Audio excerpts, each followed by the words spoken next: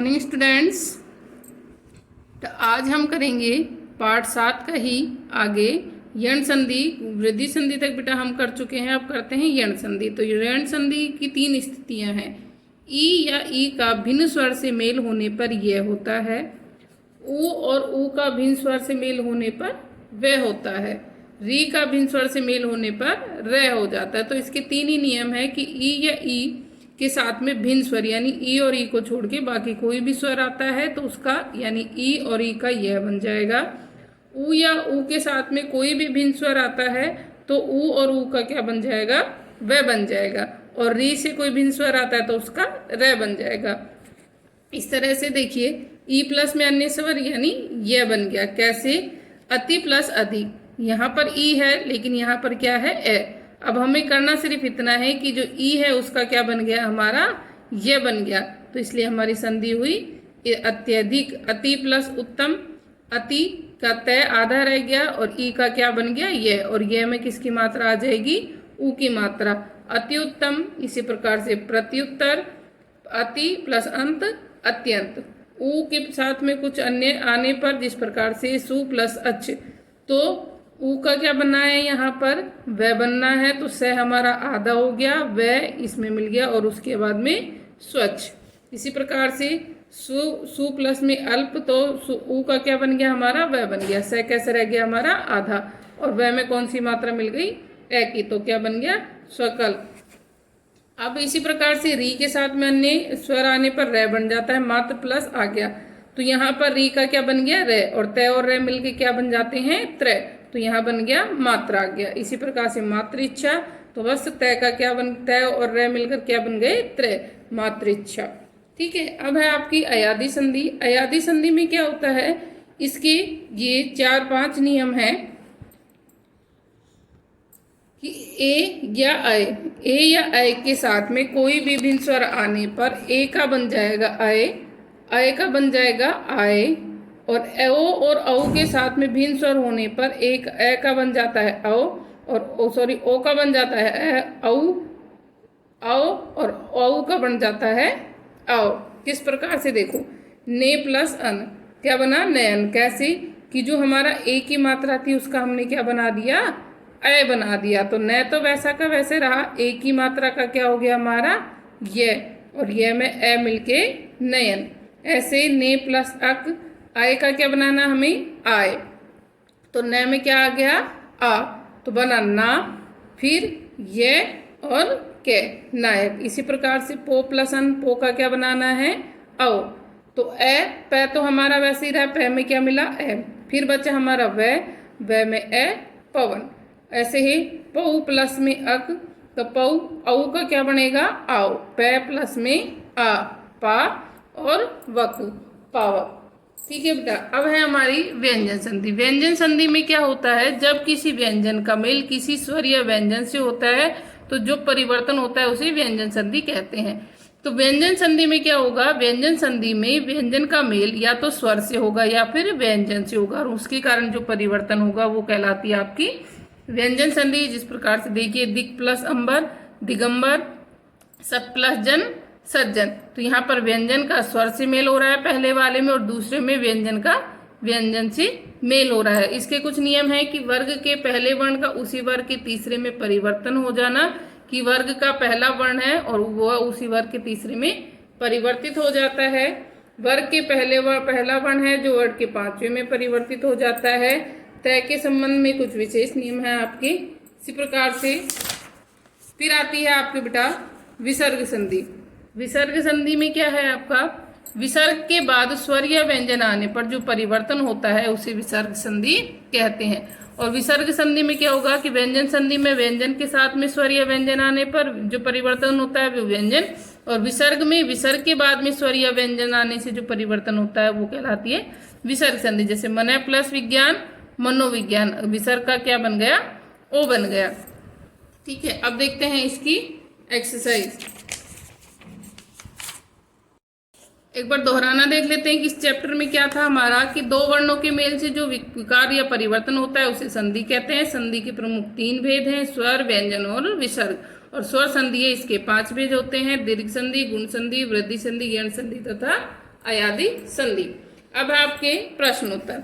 तो संधि किसे कहते हैं, उदाहरण सहित बताइए। कर सकते हैं आप। संधि के कितने भेद होते हैं, प्रत्येक के दो दो उदाहरण। स्वर संधि के कितने भेद हैं, प्रत्येक के दो दो उदाहरण। व्यंजन संधि कहाँ होती है, उदाहरण सहित स्पष्ट कीजिए। तो ये प्रश्न उत्तर बेटा आप खुद से करेंगे। आगे की एक्सरसाइज देखिए, संधि विच्छेद। हिम संधि कीजिए, संधि विच्छेद दे रखा, आपको क्या करनी है, संधि करनी है इसको, यानी इनको मिलाना है। हिम प्लस आले क्या बना, हिमालय। कौन सी संधि है इसमें, दीर्घ संधि। परीक्षा प्लस अर्थी, आ और ए मिल रहे हैं, क्या बन जाएगा, आ, तो क्या बना, परीक्षार्थी।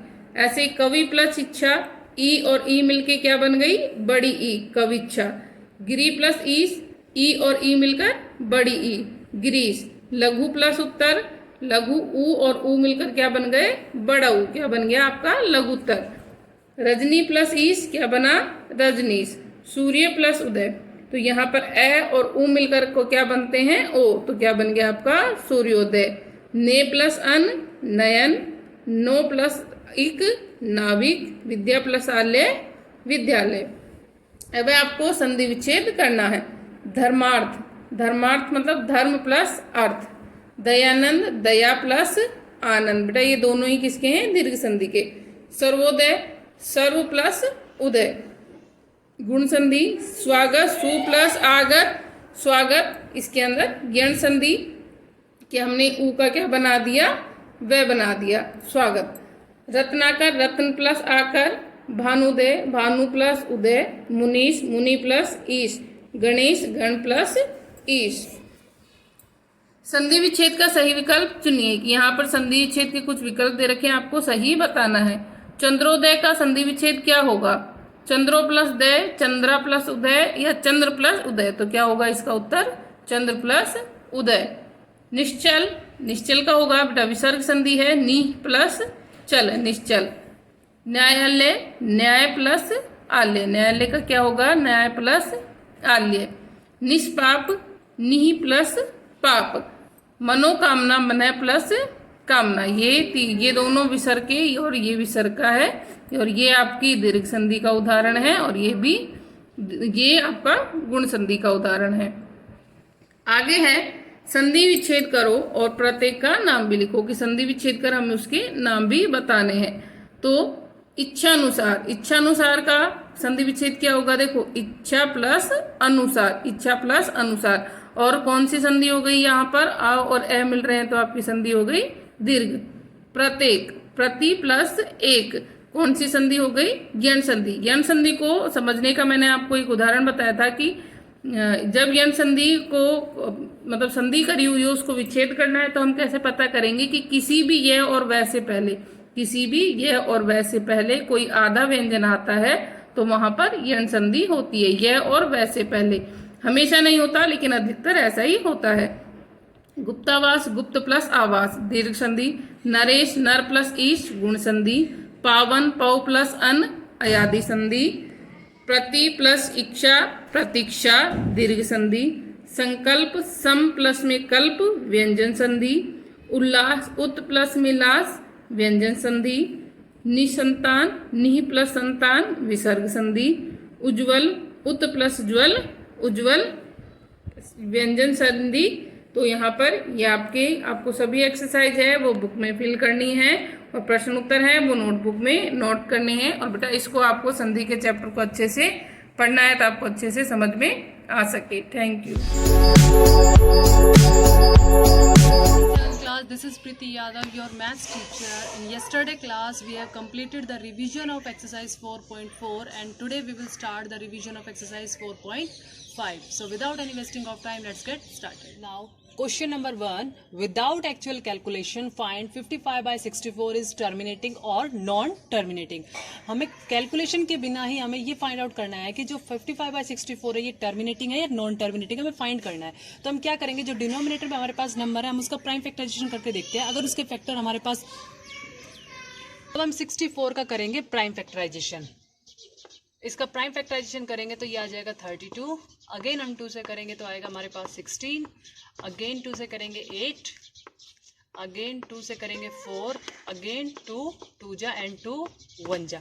तो क्या आ गया प्राइम फैक्टराइजेशन में? ओनली हमें 2 ही नजर आ रहा है। तो मैंने बताया कि 2 और 5 अगर होंगे तो हमारा वो टर्मिनेटिंग होगा, अदरवाइज वो नॉन टर्मिनेटिंग होगा। तो इसके प्राइम फैक्टर में क्या है, सारे हमारे पास 2 हैं। तो क्या कहेंगे हम, 55/64 is a terminating rational number. Next question, express -9.705 in a rational number form. हमें -9.705 को क्या करना है, रैशनल नंबर की फॉर्म में राइट करना है। रैशनल नंबर की फॉर्म क्या होती है हमारी, p/q की फॉर्म होती है। तो आप देखो, इसको p/q फॉर्म में राइट करने के लिए हमारे पास डेसिमल है। सबसे पहले हम डेसिमल को रिमूव करेंगे। डेसिमल को रिमूव करेंगे तो अपॉन में क्या आ जाएगा, 1000 हो जाएगा। अब हम इसकी सिंपलेस्ट फॉर्म और कर लेते हैं। सिंपलेस्ट फॉर्म में अगर मैं इसको 5 की टेबल से डिवाइड करती हूँ, numerator and denominator both are divided by 5, then we get, अब हम इसको डिवाइड करेंगे तो आ जाएगा हमारे पास 1941, और 1000 को 5 से डिवाइड करेंगे तो 200 आ जाएगा। ये हमारी रैशनल फॉर्म आ गई है। Express 0.36 bar in the form of rational, in rational number form.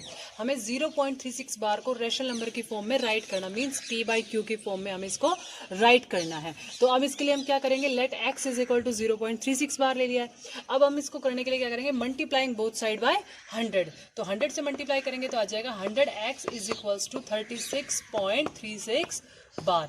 This is our equation first and this is our equation second. Now from 1 and 2, from 1 and 2, तो सेकंड में से हम फर्स्ट को minus करेंगे तो क्या आएगा, 100 में से 1 लेस करेंगे तो क्या आएगा, 99x हो जाएगा, विच इज इक्वल टू 36.36 बार में से अगर 36 बार लेस किया जाए तो क्या आएगा हमारे पास, 36 आ जाएगा, where x is equals to 36 upon में 99। अगर हम न्यूमरेटर और डिनोमिनेटर दोनों को हम 3 से डिवाइड करते हैं तो हमारे पास सिंपलेस्ट फॉर्म आ जाएगी इसकी 12 अपॉन में 33। तो इट मीन्स 0.36 बार की रैशनल फॉर्म क्या आ जाएगी, 12 अपॉन में 33। Now next question, express 0.583 bar in the rational number form. अब देखो प्रीवियस क्वेश्चन में क्या था कि हमारे डेसिमल के बाद जितने भी नंबर थे उन सब के ऊपर बार था, बट इस क्वेश्चन में क्या ओनली 3 के ऊपर बार है। तो अब हम इसको कैसे सिंप्लीफाई करेंगे, इसको कैसे हम p/q की फॉर्म में राइट करेंगे। तो पहले हम 58 है, 2 डिजिट है, तो 100 से मल्टीप्लाई कर लेते हैं, multiplying both side by 100, where 100x is equals to 58.3 bar. अब हमने ऑब्जर्व करा कि 3 तो रह गया, अब हम इसको करते हैं 1000 से multiply, multiplying both side by 1000, so 1000x is equals to 583.3 बार।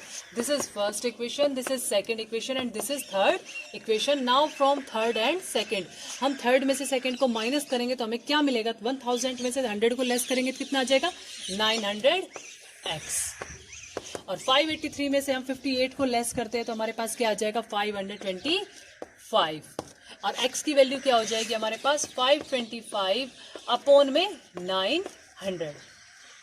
ये सिंपलेस्ट फॉर्म फाइंड आउट करते हैं तो आ जाएगा हमारे पास 7 अपॉन में 12। तो हमने क्या ऑब्जर्व करा, 0.583 बार की जो रैशनल फॉर्म है वो क्या आएगी, 7 अपॉन 12 आ जाएगी।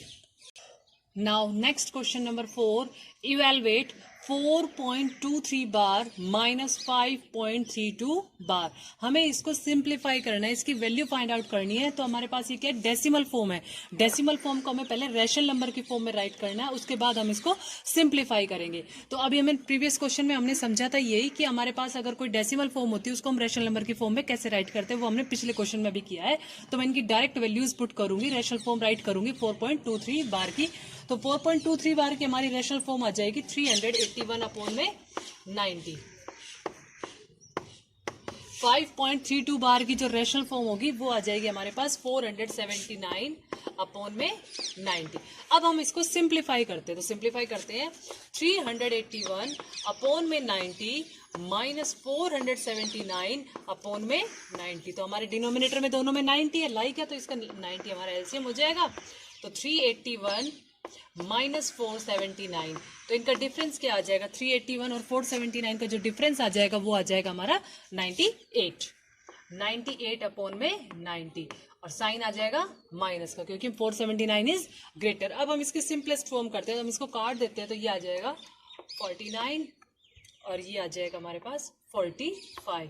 तो हमने जब 4.23 बार माइनस 5.32 बार को सिंप्लीफाई किया, इवेलुएट किया, तो वैल्यू क्या आ गई 49 अपॉन में 45 माइनस 49 अपॉन में 45 is a value. Next question, evaluate 6.7 bar plus 2.3 bar minus 5.18 बार है। अब हम इसको सिंप्लीफाई करेंगे तो पहले हमें इनकी रैशनल फॉर्म राइट करनी पड़ेगी। तो 6.7 बार की हमारी जो रैशनल फॉर्म है वो हो जाएगी 61 अपॉन 9। 2.3 बार की रैशनल फॉर्म हो जाएगी हमारे पास 21 अपॉन 9 एंड 5.18 की हमारी रैशनल फॉर्म हो जाएगी 513 अपॉन में 99। अब हम इसको सिंप्लीफाई करते हैं तो कैसे करेंगे, 61 upon 9 plus 21 upon 9 minus 513 upon 99। Taking the LCM of 9 and 99, दोनों का एलसीएम क्या हो जाएगा हमारे पास 99 एलसीएम। अब हम इसको सिंप्लीफाई करते हैं, 9 से हम 99 को डिवाइड कराएंगे 11 और 11 multiply by 61 then we get 671 plus again 99 is divided by 9 then we get 11 is multiplied by 21 then we get 231 minus 99 से 99 को डिवाइड करा है quotient 1 multiply by 513 then we get 530। Sum of 671 plus 231, दोनों का जब सम किया है तो कितना आ गया हमारे पास 902 में से 513 हम जब लेस करेंगे तो हमारे पास आ जाएगा 389 अपॉन में 99। तो हमारा इवेलुएट क्या हुआ 6.7 बार प्लस 2.3 बार माइनस 5.18 बार को हमने जब इवेलुएट किया है तो हमारी वैल्यू आ गई 389 अपॉन में 99। This is our answer. Now exercise 5.1 chapter 4 का हमारा कंप्लीट हो गया। हम 5.1 स्टार्ट करेंगे। First question, express in the exponential form. Exponential form में हमें इसको राइट करना है तो हमारे पास 6 जो है वो m टाइम्स राइट है, तो हम इसको एक्सपोनेंशियल फॉर्म में कैसे राइट करेंगे, इसको हम करेंगे 6 raise to the power m। This is our base and this is our exponent. तो हम इसको जब m टाइम्स कहा गया है तो हम इसको राइट करेंगे 6 raise to the power m। इसका मतलब क्या है कि 6 जो है वो m टाइम्स राइट किया गया है। Next question is evaluate minus 5 raise to the power 4। हमें इवेलुएट करना है minus 5 raise to the power 4 की वैल्यू क्या होगी, minus 5 multiply by minus 5 multiply by minus 5 multiply by minus 5, 4 times हमने इसको राइट कर दिया। अब हम इसकी वैल्यू निकालनी है। 5 5 जा 25, 25 5 जा 125 एंड 125 5 जा 625। तो वैल्यू क्या आ जाएगी, 5 5 जा 25, 25 5 जा 125 एंड 125 मल्टीप्लाई बाय 5 625। अब देखो सिंबल क्या आएगा, 5 से माइनस मल्टीप्लाई करेंगे प्लस, माइनस माइनस प्लस, तो यहाँ पे क्या हो जाएगा साइन भी पॉजिटिव होगा। तो अब हमने फर्स्ट और सेकंड क्वेश्चन हमने एक्सरसाइज 5.1 के कंप्लीट कर लिए हैं। अब आप लोग अपनी रफ नोटबुक में कंप्लीट करोगे इनको रिवीजन में। Thank you. A very pleasant morning to all my dear student of class 7th. This is Vinita ma'am, teaching in MLP International School Rajpura. Welcomed you to our YouTube channel of online classes. Student, as you know that we were revising our syllabus content. So now in this video I am going to tell you about the chapter first, that is the nutrition in plants. Here student, the topic that are discussed in this chapter is the nutrition, autotrophic nutrition, heterotrophic nutrition, how nutrition are replenished in the cell. Firstly we will talk about the nutrition. See student, the life process, here is the word that is the life process. You know that the basic functions of any persons or any organisms that live on the earth are performed day by day through routinely, that comes under their processes, and through these processes life is only possible on the earth. Okay, see different functions are performed in the human body, like nutrition, respiration, excretion, growth, reproduction, movement, and response to stimuli. Response to stimuli is a term that whenever any reaction, any action take place, if any incidents take place, then you respond to that. Okay, like that suppose that if a person is hitting you or if a person is going to hit you into your eyes, okay, then you respond to that, you blink your eyes, close it, okay, और आप अपने आप को move कर लेते हैं वहाँ से. So that is the response to the stimuli. The next is about the nutrition. Sister, nutrition क्या होता है? The process of taking food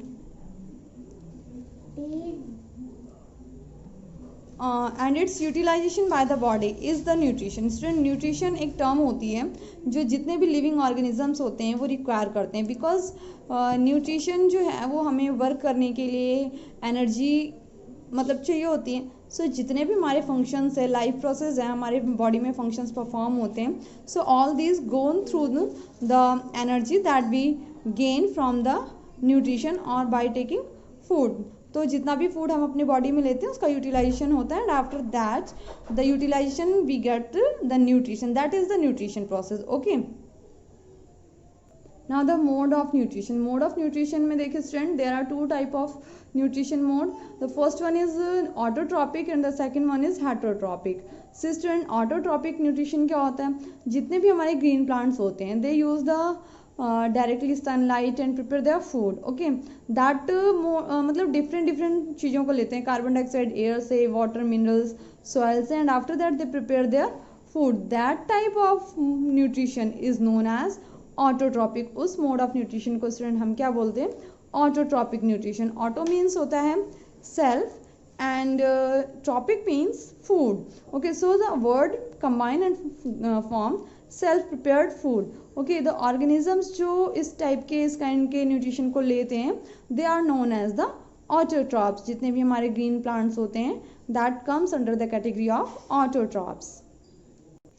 Now here is a term that is the photosynthesis. Student, photosynthesis में you can see this diagram. Here is the plant that gain the carbon dioxide from the atmosphere, light energy from the sun, and after utilizing and water and minerals from the soil, and after utilizing all the content they form the glucose in the form of carbohydrate form करते हैं, and after that they stored in the food.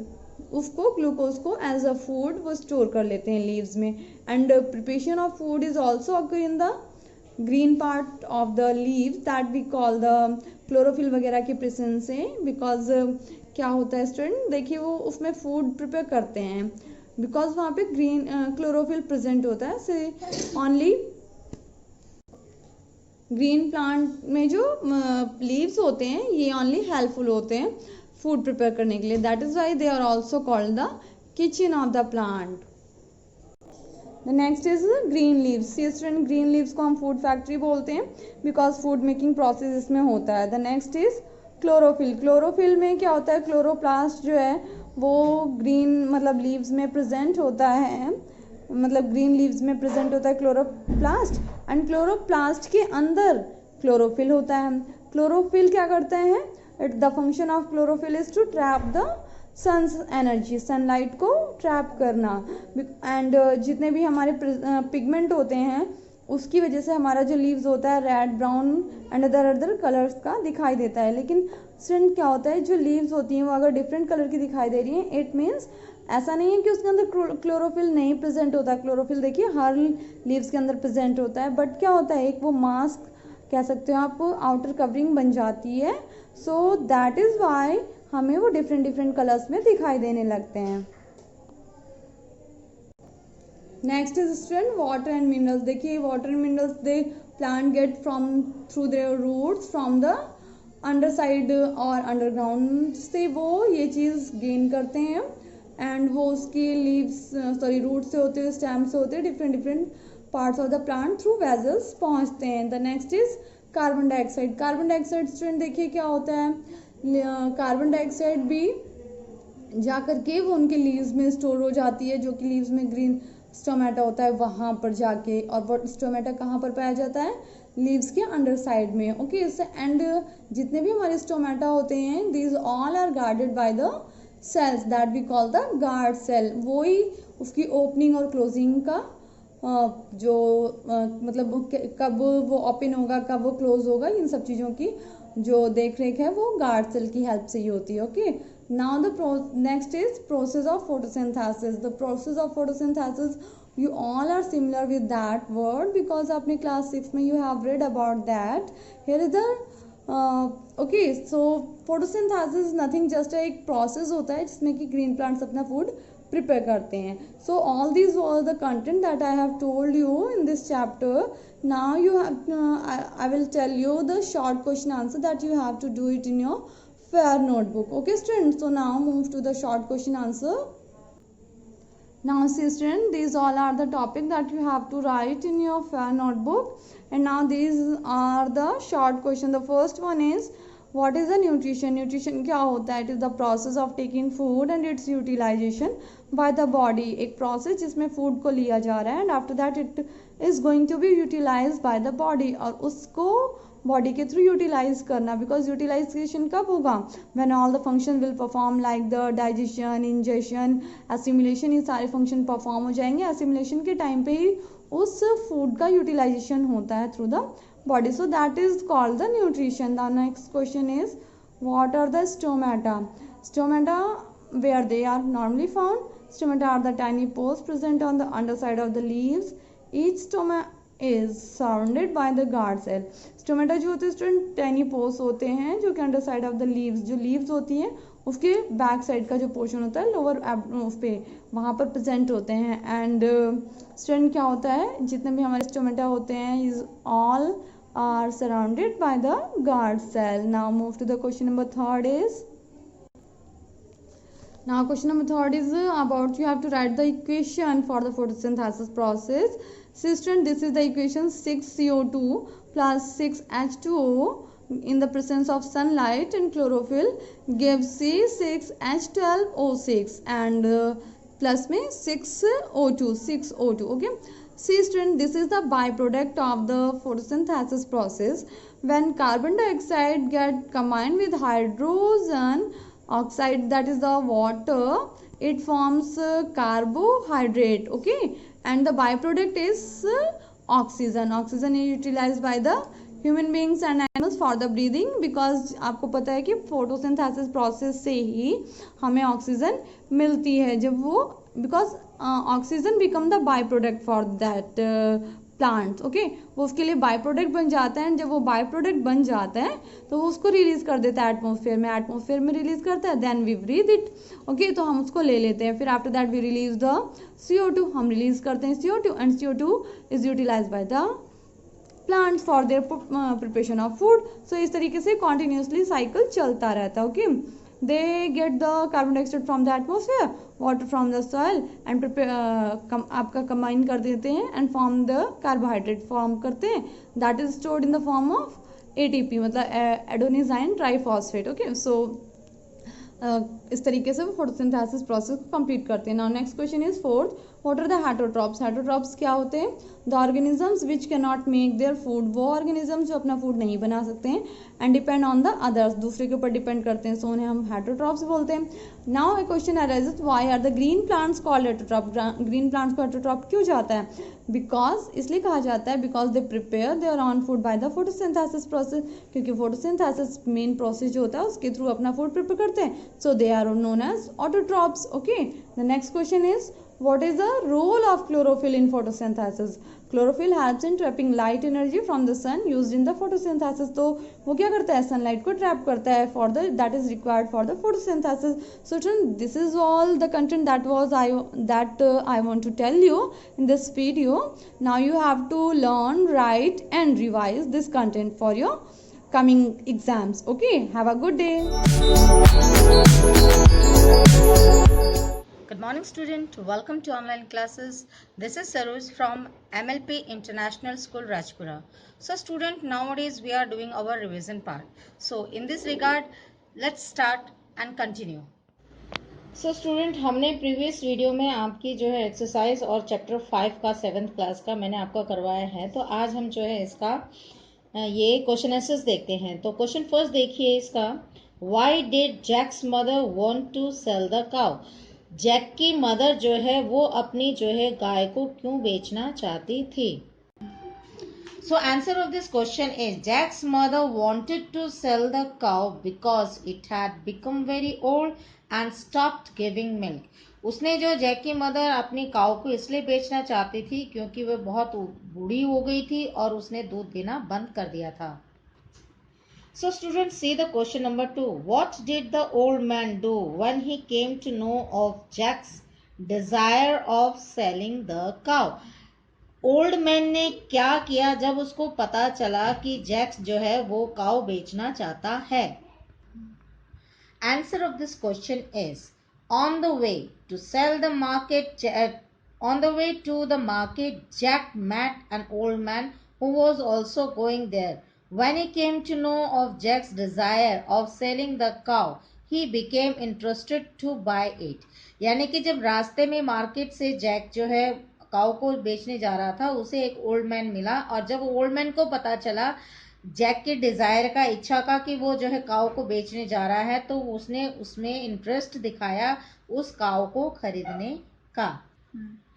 Now अब question number 3 देखिए, why did Jack exchange the cow with 5 dry beans. Jack ने जो है काऊ को 5 dry beans के बदले में क्यों एक्सचेंज किया? Answer of this question is Jack exchanged the cow with 5 dry beans because it was not ordinary beans. Jack ने जो है एक्सचेंज कर लिया 5 बीन्स के बदले अपनी काऊ को, क्योंकि वो बीन्स जो है ऑर्डिनरी नहीं थी, साधारण बीन्स नहीं थी। Now question number 4. Where did the beanstalk grow? How had it grown? जो beanstalk थे वो कहाँ उगे और वो कैसे उगे? Answer of this question is the beanstalk grew most enormous in the garden. It grown because Jacob's mother threw the beans out of the window. जो beanstalk थी वो जो है गार्डन में उगी, क्योंकि उसकी मदर ने, जैक की मदर ने, वो बीन्स जो है गार्डन में जो है विंडो के थ्रू फेंक दी थी। Now see the question number 5. Where did the path lead Jack to? रास्ता पाथ जो है कहाँ ले गया जैक को? What did he see there? उसने वहां क्या देखा? The answer of this question number 5 is the path lead Jack to a huge grim castle. He saw their heavy doors were shut from inside. He went inside from open window and found a vast kitchen where roasted mutton being cooked, and there on the fire was a great cotton of pedigree, and he found a huge ogre after having pedigree fast asleep at the dining table. जब Grimm अंदर गया Jack, तो उसने बहुत ही बड़ा जो है Grimm castle देखा। उसने देखा जो कि बहुत ही हैवी डोर से वो बंद थे इनसाइड से, और उसने जो है एक विंडो ओपन थी, उसके थ्रू वो अंदर गया, तो वो एक किचन में पहुंचा। वहां उसने देखा कि जो है ये मटन बना के रखा हुआ है, और साथ ही साथ जो है एक बड़े से बर्तन पे पोडिग्री बनी हुई है, जिसको खा करके वो ह्यूज बड़ा विशालकाय दैत्य ओगरी जो है वो सो गया था डाइनिंग टेबल पर ही। Now see the question number 6. What made the ogre wake up? Ogre को कैसे जाग गया? Why did it run after Jack? और वो जैक के पीछे क्यों भागा? Answer of this question is when second time Jack found his way to the grim castle and hid behind the oven until the ogre came from his dinner. This time he carried a hand. He ordered to lay, and it clucked and laid a golden egg. When Jack snatched the magic hand by the leg, it started to squeak and cluck, and the ogre wake up and run toward Jack to catch hand. यानी कि जब second time Jack जो है Grimm castle में गया, वहां उसने देखा कि ओगरी जब आता है डिनर के लिए, तो उसके हाथ में एक जो है मुर्गी होती है, और वो उसे ऑर्डर देता है कि ले करते ही वो चक्ल और की आवाज के साथ ही जो है सोने का अंडा देती है। जब ये देखता है जैक, तो वो जैसे ही उस मुर्गी को खींच करके भागने की कोशिश करता है, वो जो है चिल्लाती है, और उसकी आवाज सुनकर ओगरी जो है वो जाग जाता है और जैक को पकड़ने के लिए उसके पीछे भागता है। Now the question number 7. What happened to the ogre? Ogre को क्या हुआ? How did Jack and his mother become rich? और जैक और उसकी मदर कैसे रिच बन गए?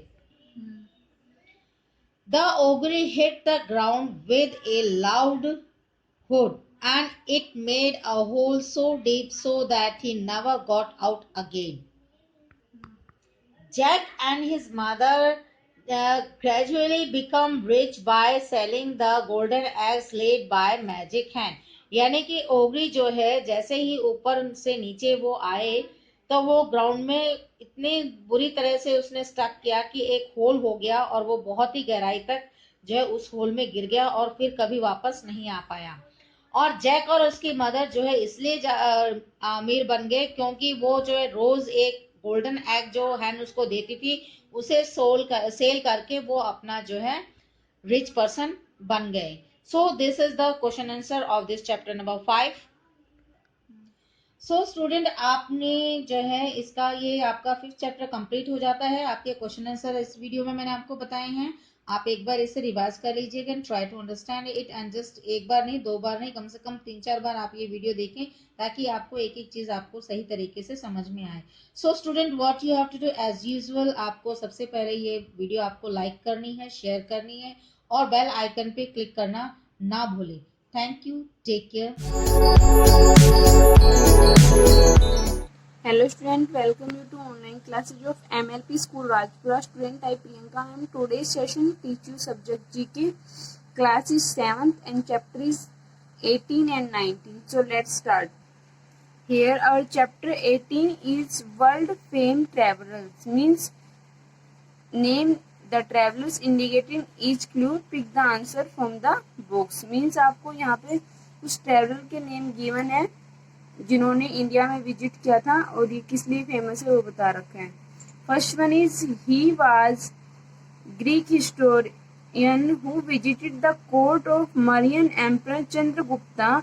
ही was the author of the book Indica. Indica नाम की बुक उन्होंने राइट की थी। तो आंसर इज मेगास्थनी। मेगास्थनी उसका नेम है।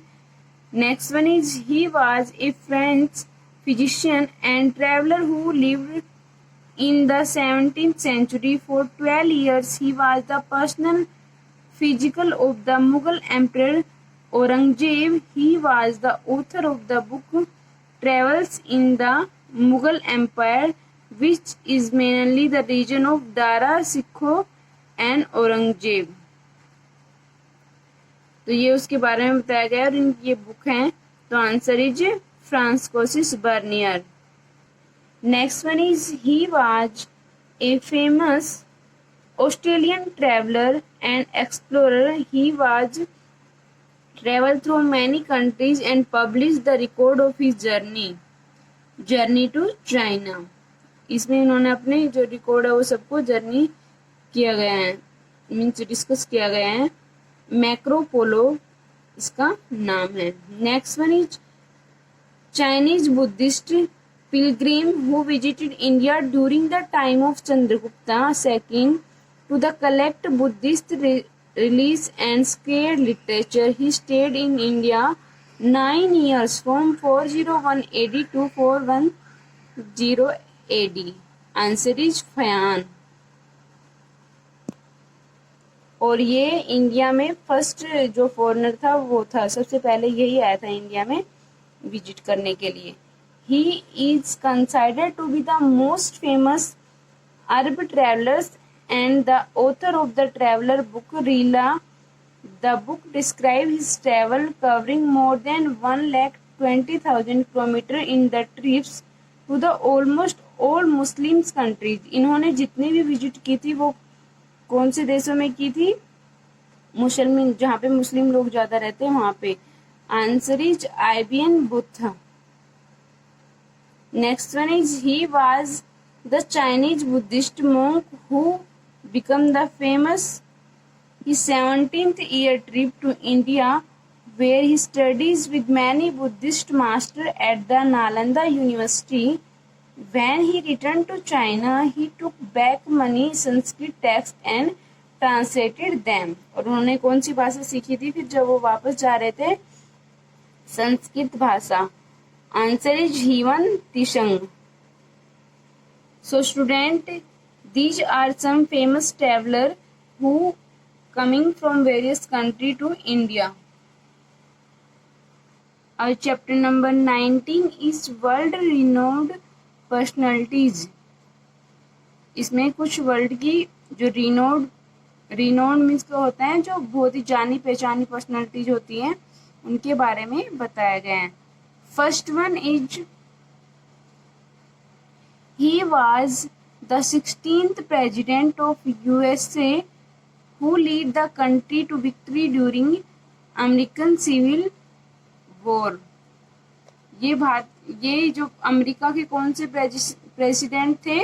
16वें राष्ट्रपति थे, और इन्होंने मीन्स जो अपनी जो पोस्ट है वो उसके पोस्ट के टाइम इन्होंने जो अमेरिका है उसमें सिविल वार की विक्ट्री को अचीव किया था। Next answer is Abraham Lincoln. Next one, he was an Australian born politician and the leader of the Nazi party. He was the dictator of Germany. Answer is Hitler. That is the picture of Hitler. Next one is she is leading face of the pre-democracy movement and a leader of the National League for Democracy in the Myanmar. Myanmar एक country है, India का neighbour country. ये है अंग San सू की, ठीक है, इसका नेम है ये।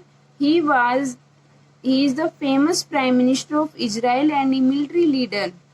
ये एक प्राइम मिनिस्टर भी थे और एक मिलिट्री लीडर भी थे। He is rank among the most powerful leader in the history of Israel. और ये इजराइल की हिस्ट्री में एक महान पावरफुल शक्तिशाली जो लीडर है, नेता के रूप में इनको बताया गया है। Answer is Ariel Sharon. Next one, he is the German born American political scientist, bureaucrat and the diplomat who served America as national security advisor and the late as a secretary of state.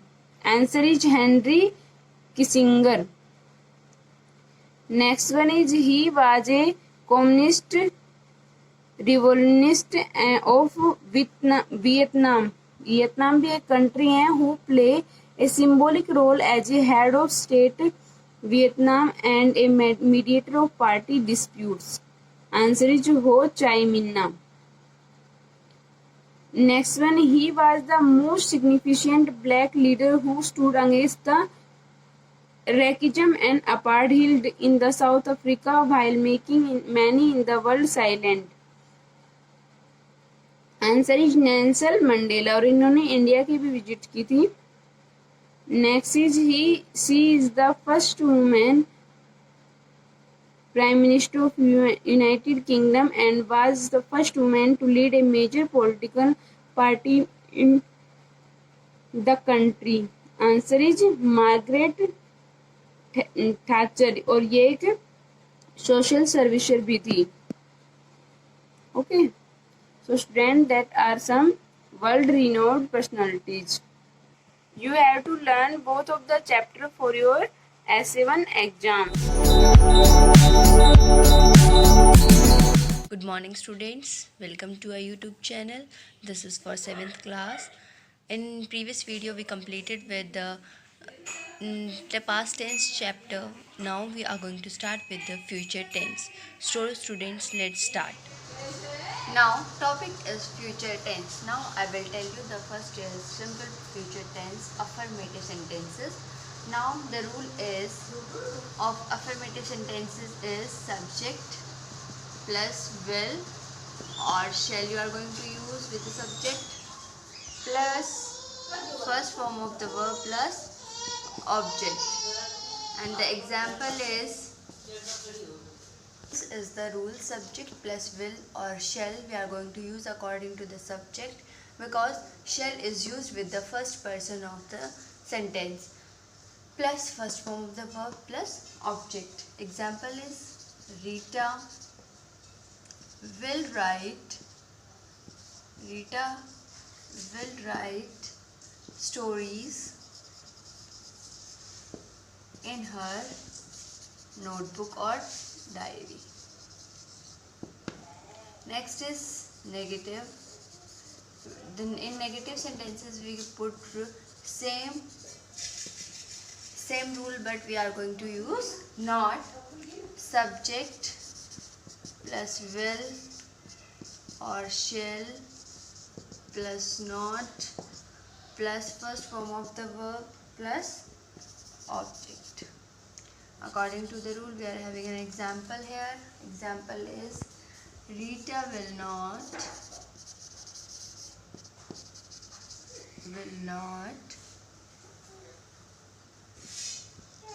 write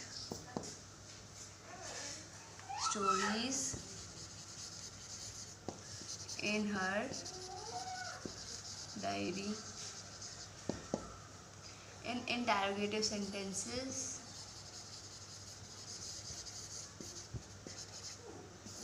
rule is we are going to start with the helping verb with shall or will plus subject plus be plus first form of the verb plus object and at the end question mark. And the example is will Rita be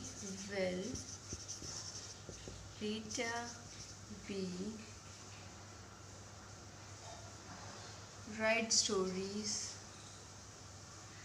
ing put करेंगे इसके साथ, writing stories in her diary. We are asking the question, so we will put at the end, we are going to put question mark. And the next point is future continuous tense. According to the affirmative sentences, rule is subject plus will or shall plus be plus first form of the verb plus ing plus object. And according to the rule, we are having the example here. Rita will be writing stories in her diary. This is related to the future continuous tense rule and example. Negative sentences. In negative sentences, we are going to put same not plus will or shall plus not. Not is important. If you are not going to put not, then negative sentence is not going to be framed. First form of the verb plus ing plus object. And example is Rita will not be writing stories in her diary. Like this, not is important in the negative sentences. In interrogative sentences, now we are going to ask the question. And the rule is start with the helping verb. Helping verb से start करेंगे. And helping verb can be will or shall plus subject plus be plus first form of the verb plus ing plus object and then question mark. Question mark is important like this, that whether just negative sentences में not important है, ऐसे ही interrogative sentences में question important है. Question mark. Sentences will Rita be writing stories in her entirely. So you will put at the end question mark. Students, and homework is write 5 sentences daily according to your tense what I am doing. So students, जो आपको क्या करना है इसमें, आपको हर sentence लिखना है. कैसे लिखेंगे? जैसे आज मैंने टॉपिक कराया आपको फ्यूचर टेंस और सिंपल फ्यूचर टेंस. तो फ्यूचर टेंस के अकॉर्डिंग अफर्मेटिव सेंटेंसेस के अकॉर्डिंग आप 5 सेंटेंसेस फ्रेम करेंगे. This is the rule and you have to write it on 5 sentences of example. Like this negative sentences में आप put करेंगे not. ऐसे ही interrogative sentences में आप क्या करेंगे, क्वेश्चन मार्क इम्पॉर्टेंट है, तो इसका ध्यान रखते हुए आप सेंटेंसेस फ्रेम करेंगे. Thank you Students, welcome to our YouTube classes. This is for class 7. In previous class, we complete our geography portion and today we start our civics portion. Today we start our first chapter of civics named The Story of Democracy. We do the exercise of this chapter in previous classes and today we do the short and long question answer of this chapter. Now we start our chapter with short question answer because we do the revision work. बेटा हम revision work कर रहे हैं तो हम chapter read नहीं कर रहे हैं, हम सिर्फ question answer और exercise कर रहे हैं. एक्सरसाइज हमने प्रीवियस क्लास में कर ली थी, तो आज हम शॉर्ट क्वेश्चन आंसर से स्टार्ट करते हैं. Our first question is what was the important characteristics of the ancient Greek society. की जो प्राचीन यूनानी सोसाइटी थी उसकी क्या विशेषताएं थी, महत्वपूर्ण विशेषताएं. And important characteristics of the ancient Greek society was the existence of city states. की जो प्राचीन यूनान था वो राज्यों मतलब कि ऐसे बटा हुआ था कि जैसे कि कंट्री है, कंट्री के अंदर स्टेट्स हैं, स्टेट्स के अंदर सिटीज हैं. ठीक है. Now our second question is why is French revolution significant. कि फ्रेंच रिवॉल्यूशन क्यों हुई या क्यों महत्वपूर्ण है. The French revolution is significant because it marked the end of absolute monarchy and led to the establishment of self government. कि French revolution किस लिए महत्वपूर्ण है या इसकी क्या विशेषताएं हैं फ्रेंच रिवॉल्यूशन की, कि इसके आने से क्या हुआ, मोनार्की जो है, मोनार्की जो सिस्टम था जिसमें राजा रानी होते थे और उन्हीं की पीढ़ी दर पीढ़ी चलते रहते थे, तो उस प्रथा की तो समाप्ति हो गई और स्वयं की सरकार की, सेल्फ गवर्नमेंट की, डेमोक्रेसी की स्थापना हो गई. Now our third question is what are the 2 guiding principles कर दो या फोर्सेस कर दो ऑफ डेमोक्रेसी. ठीक है. तो equality and freedom are the 2 guiding forces principles of democracy. कि डेमोक्रेसी के क्या प्रिंसिपल्स हैं या फोर्सेस हैं, 2 उसके बल हैं, इक्वलिटी समानता और आज़ादी. यदि आज़ादी होगी और समानता होगी तभी किसी देश में डेमोक्रेसी काम कर पाएगी. Now our fourth question is when did America win its independence from British rule. कि अमेरिका ने ब्रिटिश शासन से आज़ादी कब प्राप्त की. In 1779 America won its independence from British rule. कि 1779 में अमेरिका ने ब्रिटिश रूल से आज़ादी प्राप्त कर ली थी. Fifth question is when did Europe witnessed renaissance. कि यूरोप रेनेसेंस का जो गवाह है वो कब बना. इन 14th and 15th century Europe witnessed renaissance. कि 14वीं से 15वीं शताब्दी के बीच में यूरोप, रेनेसेंस का मतलब होता है बेटा पुनर्जागरण. मतलब एक बार सो के जब हम दोबारा से जागते हैं तो उसको कहते हैं पुनर्जागरण. कि लोग ने जो मोनार्की सिस्टम था या जो उनके साथ जो गलत व्यवहार हो रहा था, जो उनका दमन हो रहा था, उन सारी चीज़ों से खुद को मुक्त करा लिया था. तो ये कब हुआ, 14 से 15 सेंचुरी के बीच में, और यूरोप इस चीज़ का गवाह बना. Now we do the long question answer of this chapter. Our first long question is right about British birth of democracy Greece. कि ग्रीस के अंदर डेमोक्रेसी कैसे आई, उस चीज़ को हमें बताना है। The birth of democracy, Greece की यूनान के अंदर democracy existed in ancient Greece in the 5th and 6th century BCE। कि जो यूरोप है ना, सॉरी, जो यूनान है, प्राचीन यूनान है, उसके अंदर डेमोक्रेसी 5वीं और 6ठी शताब्दी ईसा पूर्व से 5वीं 6ठी शताब्दी ईसा पूर्व में आई थी। The word democracy derived from Greek word demokratia. Demo means people, kratia means power. कि डेमोक्रेसी जो वर्ड है वो ग्रीक के 2 वर्ड से निकल के आया है। ग्रीक वर्ड डेमोक्रेटिया से निकल के आया है, जिसमें 2 वर्ड्स हैं, डेमो मीन्स लोग और क्रेटिया मीन्स पावर, की लोगों की power. And important characteristics of the ancient Greek society was the existence of city state. कि जो प्राचीन यूनान की जो मुख्य विशेषता थी वो सिटी स्टेट्स की थी। मैंने अभी प्रीवियस क्वेश्चन में भी बताया था कि सिटी स्टेट्स का क्या मतलब होता है, कि मतलब राज्य जो था वो विभिन्न भागों में बटा हुआ था, ठीक है। They formulated their laws and thus entitled to speak and vote in assembly. और उन लोगों को क्या था, उनके खुद के नियम बनाए हुए थे और उन्हें असेंबली में वोट देने का और बोलने का अधिकार था।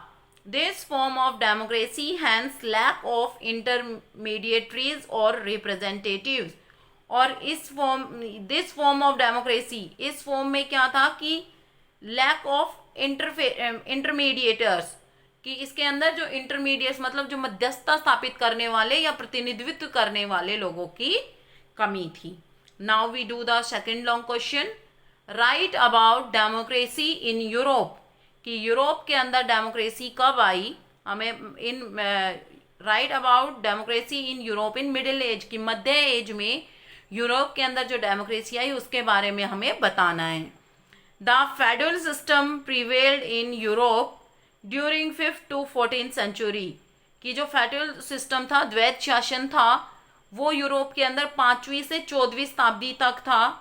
The basis of federalism is the obligation between the lord, vassal and fief. कि जो फेडरलिज्म था, जो द्वैत शासन था, वो किस किस के बीच में था, जो लॉर्ड होता था मतलब मालिक होता था, वेसल्स के बीच में, और जो चोर वगैरह होते थे उनके बीच में होता था, जो उनके नीचे होते थे।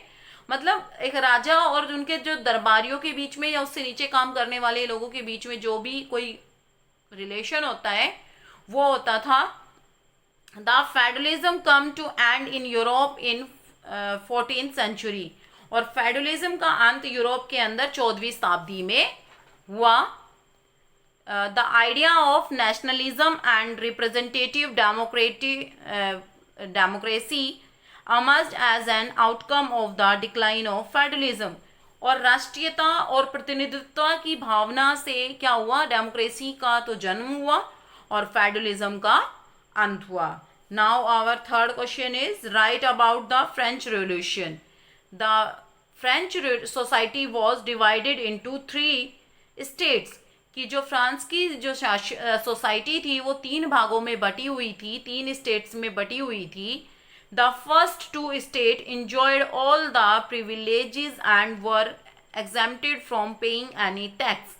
कि जो पहले 2 स्टेट थे या पहले जो 2 दर्जे के लोग थे वो प्रिविलेज थे, मतलब उनको धार्मिक माना जाता था, अच्छा माना जाता था, कुलीन वर्ग का माना जाता था और उनको कोई टैक्स भी पे नहीं करना पड़ता था।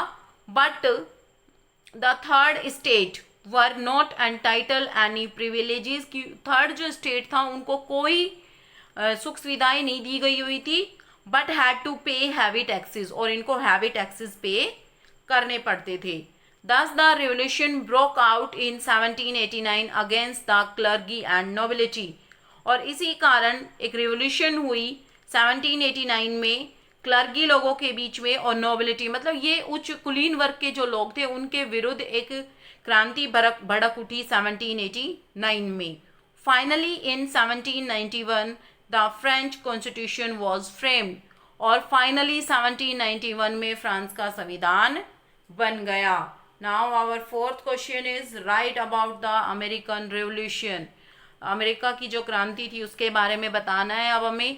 In 1776, America won its independence from British rule after the American War of Independence.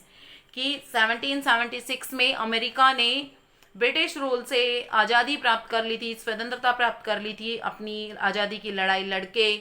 Thomas Jefferson, one of the founding father of America, कि थॉमस जेफरसन जो एक अमेरिका को फाउंडिंग फादर थे, had drawn up the declaration of independence. उन्होंने जो America है उसकी आज़ादी की घोषणा की. Written constitution adopted in 1789 was followed by the establishment of a federal government. और एक लिखित संविधान अपनाया गया किसके द्वारा? फेडरल गवर्नमेंट के द्वारा, जो द्विशासन प्रणाली थी उसके द्वारा. In 1792 bill of right was passed, और 1792 में एक बिल पास हुआ, अधिकारों का बिल. Now our fifth question is right about the democracy in England. England के अंदर जो डेमोक्रेसी थी उसके बारे में बताइए. Answer is in 1215 CE a document called Magna Carta was passed. Magna Carta का मतलब होता है आज़ादी के लिए कानूनी पत्र है ये, कि 1215 में एक डॉक्यूमेंट पास हुआ आज़ादी के लिए. It led to adoption of a parliamentary form of government, और इससे क्या हुआ? Parliamentary form of government pass हुई. द पिटिशन ऑफ राइट 1628 में पास हुआ. द बिल ऑफ राइट्स मतलब कि ये याचिका दर्ज की गई बिल के अधिकार के लिए, जो अधिकारों के लिए एक कानून बनाने के लिए एक याचिका दायर की गई 1628 में, और बिल ऑफ राइट आई 1689 में. Ensure the power to parliament, और इसने क्या कर दिया? एंश्योर कर दिया कि पार्लियामेंट के पास अब पावर आ गई है. By this bill the power of the king away, and it was believed that he was accountable to an elect body of representative. और इन बिल्स के आने के कारण क्या हुआ? जो राजा था उसकी जो पावर्स थी वो कम हो गई, और जो एक चुना हुआ कार्य, अब सबके समझ में आ गया कि जो इलेक्टेड बॉडी है उसी को अधिकारी बनाना है. Permission of the parliament to impose taxes, और पार्लियामेंट को टैक्सेस को कम करने का अधिकार मिल गया था. Scope of freedom of speech and expression, और अब लोगों के पास आज़ादी थी बोलने की और अपने विचार प्रकट करने की. I hope students you understand all these questions very well. Revise all questions for your examination. बेटा अगर आपको कोई क्वेश्चन ज़्यादा लॉन्ग लगता है तो आप उसमें 1-2 पॉइंट लॉन्ग क्वेश्चन आंसर में कट कर सकते हो, लेकिन ये नहीं है कि आप सारे ही पॉइंट कट कर दो. ठीक है? I hope you understand my views. Thank you. Have a nice day.